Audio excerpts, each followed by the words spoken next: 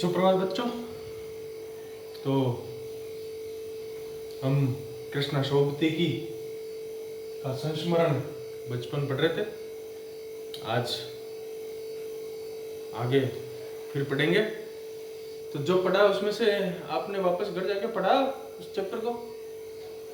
अच्छा, तो बताइए लेखिका का बचपन कहाँ बीता था? कहाँ बीता था? शिमला में बीता था। लेखिका को किस चीज का शौक था जी? हाँ, चॉकलेट का। लेखिका को चॉकलेट का शौक था। रविवार की सुबह लेखिका क्या करती थी? रविवार की सुबह लेखिका क्या करती थी जी? सॉक्स धोने का काम करती थी, मोजे धोती थी और क्या करती थी बाद में? जूते चमकाने का काम करती थी। ओके, तो शुरू करते हैं आगे। चने जोर गरम और अनारदाने का चूर्ण। हाँ, चने जोर गर्म की पुड़िया तो तब भी थी, वह अब भी नजर आती है। चना जोर गरम आप जानते होंगे, चने के चिप्स होते हैं, उसमें प्याज, हरी मिर्ची, नमक, टमाटर और सब मसाले वसाले डाल करके खूब सारी अच्छे से बना करके मिक्स करके देते हैं। खाने में बड़ी टेस्टी होती है। और अनार दाने का चूर्ण, अनार के जो दाने होते हैं उसमें काला नमक और डाल करके खाते हैं तो बड़ा टेस्टी लगता है। वो भी चूर्ण सुखा करके, चने के दानों को सुखा करके बनाया जाता है। वो चीज़ें पहले भी मिलती थी, अब भी मिलती है। पुराने कागजों से बनाई हुई इस पुड़िया में निरा हाथ का कमाल है। कागज की पुड़िया बनाई जाती थी, इस प्रकार से कागज को फोल्ड कर करके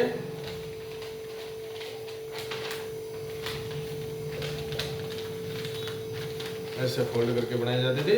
और पुड़िया दिखती बहुत बड़ी थी लेकिन उसमें होता बहुत कम था। ऐसे बना करके देते थे।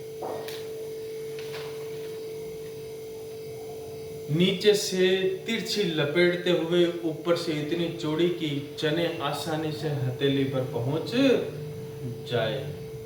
नीचे से बिल्कुल पतली होती थी, अभी मैंने बताया था आपको, जैसे मेहंदी का कोण आता है वैसे। और उसको ऐसे उल्टी करके हाथ में लेकर के आराम से खाते थे लोग, चलते चलते, फिल्म देखते हुए, मूवी देखते हुए या गेम खेलते हुए। जब भी गेम खेल चलता था तो गेम खेलते खेलते लोगों को देखते हुए खाते थे। एक वक्त था जब फिल्म का गाना चना जोर गरम बाबू में लाया मजेदार चना जोर गरम, ये गाना उन दिनों स्कूल के हर बच्चे को आता था। ये एक फिल्मी गाना था, बड़ा ही मस्त गाना था जो सबको अच्छा लगता था। और स्कूल में हर एक बच्चे की जुबान पर यह गाना था। कुछ बच्चे पुड़िया पर तेज मसाला भुरकवाते थे। कुछ बच्चे जो चटपटा खाने वाले थे वो मसाला तेज डलवाते थे। पूरा गिरजा मैदान घूमने तक यह पुड़िया चलती। गिरजा मैदान जो लेखिका के घर के पास ही था, उस मैदान में घूमने के लिए जाते थे तो एक पुड़िया ले लो और पूरा मैदान घूम लो, तब तक वो पुड़िया खत्म नहीं होती थी। एक एक चना पापड़ी मुंह में डालने और कदम उठाने में एक खास ही लय रफ्तार थी। एक एक चिप्स उठाते, मुंह में डालते और घूमते रहते थे। ये एक बड़ा ही आनंददायक क्षण होता था बच्चों के लिए। कुछ छुटपन में हमने शिमला रिज पर बहुत मजे किए हैं, घोड़ों की सवारी की है। शिमला के हर बच्चे को कभी न कभी ये मौका मिल ही जाता था। हम जाने क्यों घोड़ों को कुछ कमतर करके समझते, पर उन पर हंसते थे। ननिहाल के घोड़े खूब हष्ट-पुष्ट और खूबसूरत, उनकी बात फिर कभी। लेखिका कहती है कि शिमला में घोड़ों पर बैठने का सौभाग्य हर किसी छात्र को मिलता था। हर बच्चे को घोड़े पर बैठने का मौका मिलता था, क्योंकि वहाँ छोटे छोटे मेलों का आयोजन होता था। शिमला एक टूरिस्ट पैलेस था, तो वहाँ घोड़े पे सवारी करने का मज़ा लोग लेते थे। पहाड़ी इलाका है तो घूमने के लिए, शेयर करने के लिए घोड़े ही काम में आते हैं। लेकिन वो घोड़े बड़े दुबले पतले थे, उनको हम कम करके समझते थे, मतलब कमज़ोर समझते थे, क्योंकि लेखिका कहती है मेरे ननिहाल में जो घोड़े थे वो हष्ट पुष्ट थे। हष्ट पुष्ट होंगे ही ना, क्योंकि प्लेन में रहने वाले पशु पक्षी और पहाड़ी इलाकों में रहने वाले पशु पक्षियों में अंतर होता है।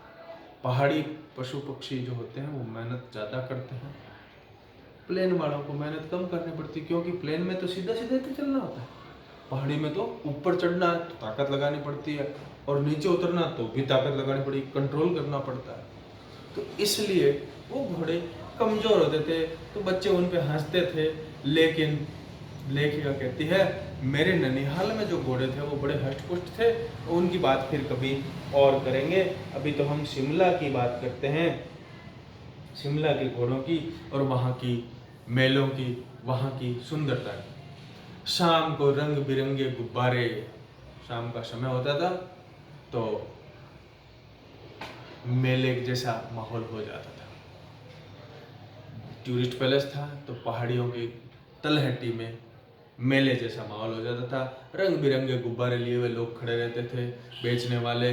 सामने जाखू का पहाड़, पहाड़ी का नाम था जाखू, ऊंचा चर्च, और उस पहाड़ी पर चर्च बना हुआ था। चर्च की घंटियां बजती तो दूर दूर तक उनकी गूंज फैल जाती। चर्च में घंटियां होती थी, घंटी जो भी जाता था गिरजा में वो चर्च घंटी बजाता था, क्योंकि शिमला में क्रिश्चियन बहुत थे।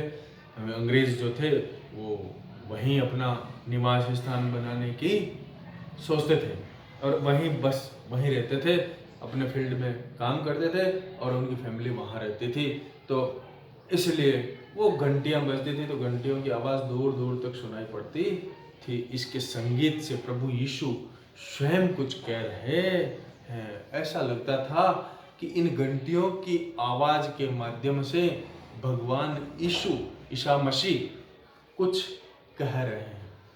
सामने आकाश पर सूर्यास्त हो रहा है, गुलाबी सुनहरी धारियां नीले आसमान पर फैल रही है। शाम के समय में सूर्यास्त हो रहा है, सूर्य प्लस अस्त, सूर्य के छिपने का समय हो जाता है, धीरे धीरे सूर्य डूबने लगता है, और उससे क्या होता है, नीले आकाश पर ऐसे सूर्य की जो किरणें हैं वो ऐसे ऐसे नीली नीली धारियां बनाती रहती हैं। दूर दूर फैले पहाड़ों के मुखड़े गहराने लगते हैं, दूर दूर तक जो पहाड़ दिखाई देते हैं वो सूर्यास्त होने के साथ साथ ही अंधेरे में छिपते हुए दिखाई पड़ते हैं।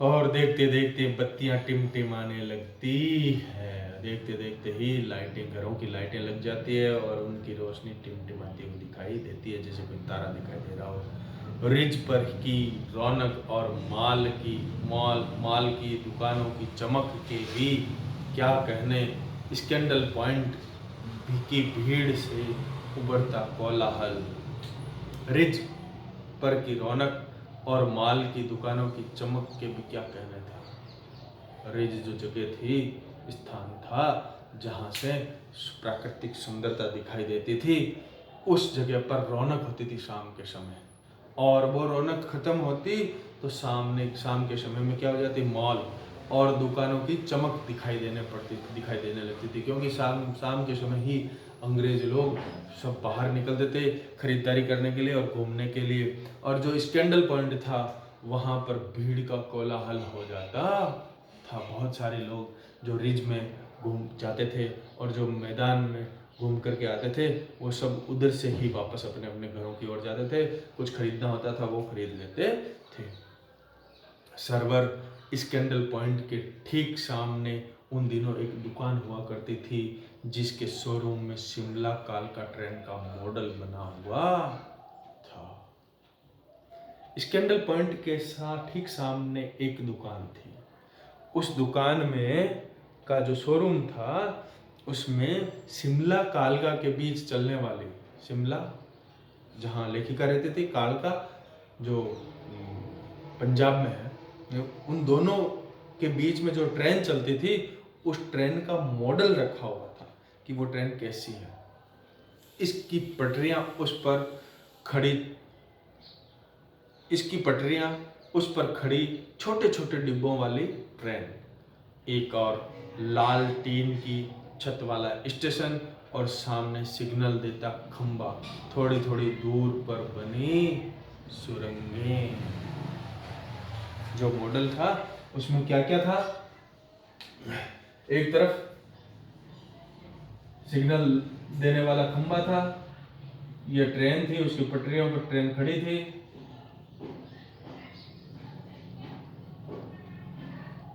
और ये स्टेशन था इधर।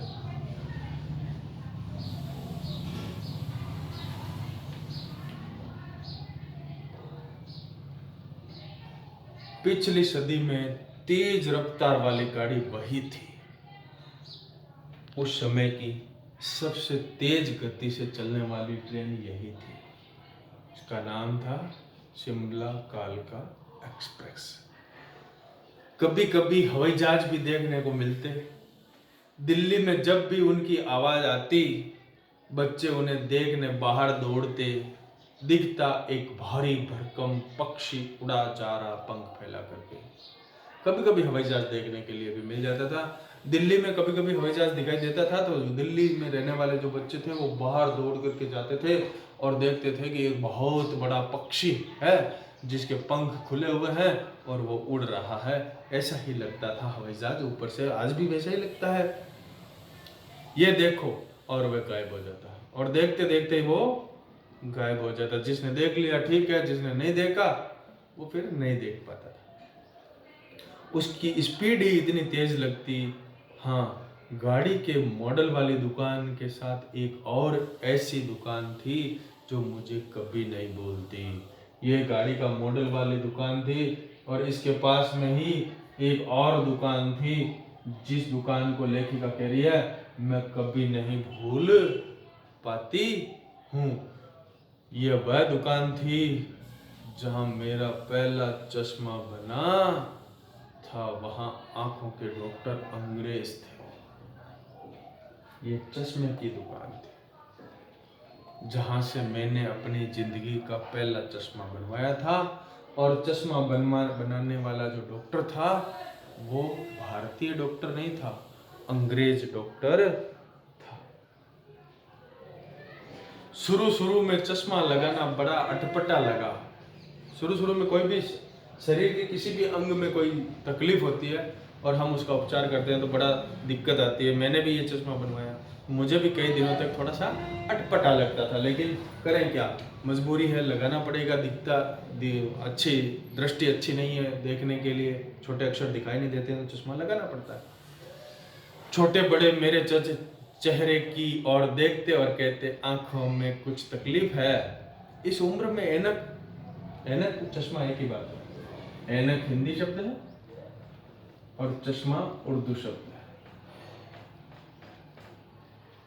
चश्मा का मतलब झरना भी होता है। तो लोग मुझे देखते तो पूछते थे इतनी छोटी उम्र में चश्मा लग गया। पहले चश्मा बहुत कम लोगों को लगता था, क्यों, खाना पीना शुद्ध था, लोग पौष्टिक भोजन खाते थे। आजकल तो देखो फर्स्ट क्लास में बच्चे पढ़ रहे हैं उनके भी चश्मा लगा। आपकी क्लास में देखो कितने बच्चों में चश्मे लग गए, क्योंकि हमारा खाना पीना शुद्ध नहीं है, पर्यावरण दूषित हो गया है। हम खुद अच्छी चीज़ें खाना पसंद नहीं करते, कुरकुरे, चिप्स, है ना, चाउमीन, मैगी ये खाना पसंद करते हैं। फ्रूट खाते नहीं हैं, ड्राई फ्रूट्स नहीं खाते हैं, सब्जी रोटी नहीं खाते हैं। तो इस वजह से हमारा शरीर दुबला पतला है और इसी वजह से हमारे चश्मा लग जाता है। इसीलिए नरेंद्र मोदी सरकार ने हमारे देश में फिट इंडिया मूवमेंट चलाया है कि आप रोज एक्सरसाइज करें ताकि स्वस्थ रहें, और जब एक्सरसाइज करेंगे तो आपको शरीर को जो भूख लगेगी तो आप अच्छी चीजें खाना पसंद करेंगे। इस उम्र में ऐनक दूध पिया करो। और लोग सजेशन भी देते थे, सुझाव भी देते थे, दूध पिया कर, दूध पीने से बॉडी मजबूत होती है, स्वास्थ्य ठीक रहता है और आंखों में रोशनी बनी रहती। मैं डॉक्टर साहिब का कहा दोहरा देती, कुछ देर पहनोगी तो ऐनक उतर जाएगी। लेखिका उन लोगों को जवाब देती थी कि कुछ दिनों तक चश्मा लगा के रखूंगी तो उसके बाद लगाने की जरूरत नहीं पड़ेगी। वैसे डॉक्टर साहिब ने पूरा आश्वासन दिया, पूरा विश्वास दिलाया, लेकिन चश्मा तो अब तक नहीं उतरा। लेकिन कहती है डॉक्टर साहब ने तो कहा था कि चश्मा कुछ दिनों बाद उतर जाएगा, पूरा आश्वासन दिलाया, भरोसा दिलाया, विश्वास दिलाया, लेकिन ये चश्मा आज तक नहीं उतरा।